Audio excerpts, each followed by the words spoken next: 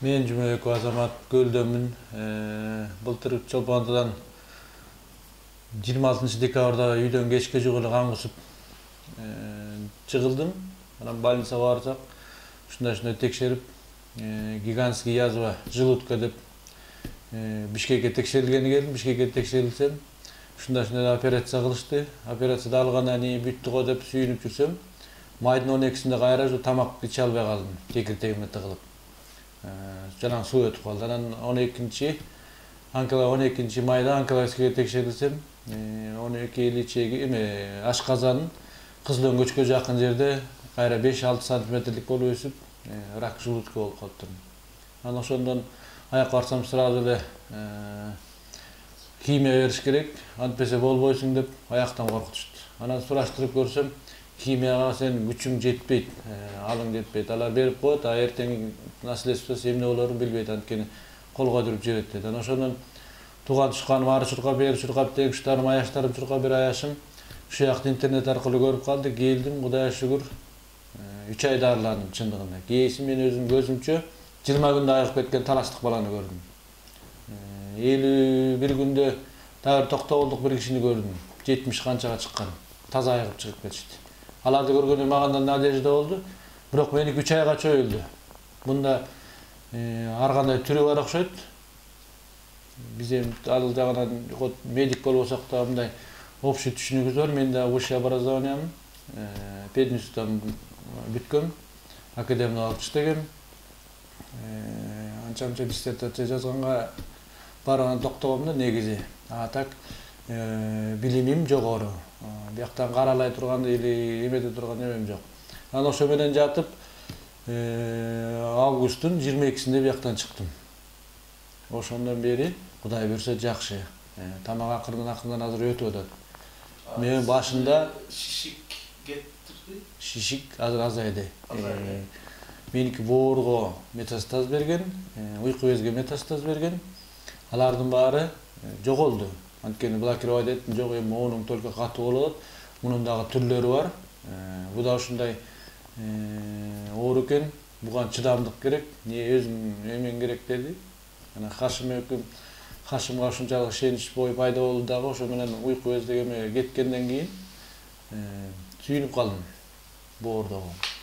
Анан ошо менен акырын ай сайын келип тур деп тамырым кармап, как раз сентябрда бүгүн мунусунда келсем, бияка силерге туш келип калдым. Муну өзүм айыгып атып каралагым келбейт. Акыйкаттык керек да бул жерден. Сиз көлдө жашайсыз да? Азыр Чолпонтоодо жашайм. Ошол жактан келип, бир айда бир келип көрүнүп турам. УЗИге түштүңүзбү кишиден чыккандан кийин? УЗИге 2 жолу түштүм. УЗИден боорум таза, ашказаным эмем, уйку без, ичегилерим таза, Кудай буйрса. Мун только ашказанды көрө албайт экен. Эмеден дагы томографиядан да көрө албайт экен. Только рентген или эме жуткуруш керек, гастроскопия. Гастроскопия азыр жуткандан коркуп турам, анткени может азмазык немеси калса, чийип алып, айырып алып, дагы немеге козголуп кетпесин. Муну акырын жоголгондон кийин бар деди. Мен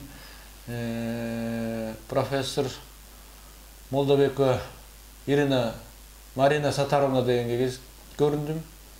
Ада көрүп карап, бул дарыларды ич, тияка барып, эмегелер химияга, эмеге барбай эле коет. Сен слабыйсың деп, сентябрдын, октябрдын башында ушул, сентябрдын аягы, октябрдын башындаган кезде сурасам, ушундай деп, химияга алуучка барбай эле коет.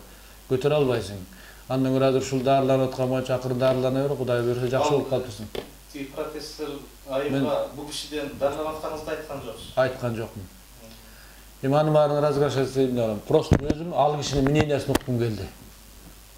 Анткени дагы бир жерге барып көргөм, ачык сөз, Хашимга деле айткан жокмун. Анткени бирөө тиякты предлагать эткен, бирөө биякты айтат экен.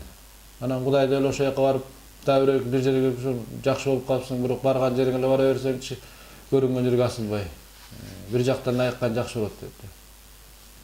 Кудайга шүгүр, мына былтыркы декабрдан бери азыр мына аман-эсен жүрөм. Өзүңүз мутулукта басасыз? Басам өзүм. Башында шалдырап эсим кеткен. 103 килограммдан 68 килограммга түшкөн. Бул деген чоң эле эс.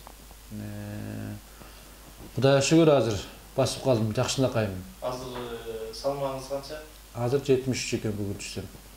Көтөрүлүп келди. 75. Боюңузга 1.75 нормага норма. Кудайга шүгүр. Мен деле мындай ооруйт деп ойлогон эмесмин, өзүм деле спортко катышып жүргөм. Тамеки жок. Баары жакшынакай. Той топурда эчкилик болбосо. Мүнөздөө атасыз азыр. Азыр нормально болуп. Мүнөздөө ичип атасыз дейм. Ооба, мүнөздөө ичем. Да бул айткан чөп дарысын ичип турам. Айткан ушундай кайнатып ич бир маал ичип тур деген. Азыр эми неде? Кийин азыр кез келекмин. Жок, негизи кандай деди? Чыгарып атканда кийин да келип жатасың деди? Жок, бир айда бир келип көрүнүп тур. Акырын Кудай бурса жылыш бар деди.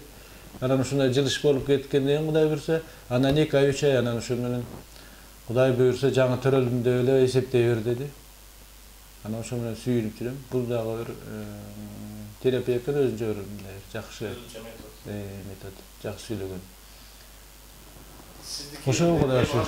Өзүңүздү кандай сезип атасыз? Азыр өзүм кадимкидей туугандарым дагы сүйүнүп качты көрүп, өңү түсүмдү көрүп, бетиме кызыл жүгүрүп дегендей.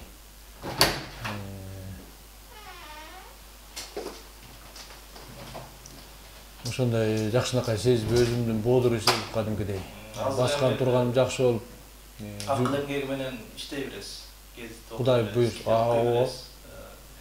Азыр жана кара күч жумушу кыла албайсыз.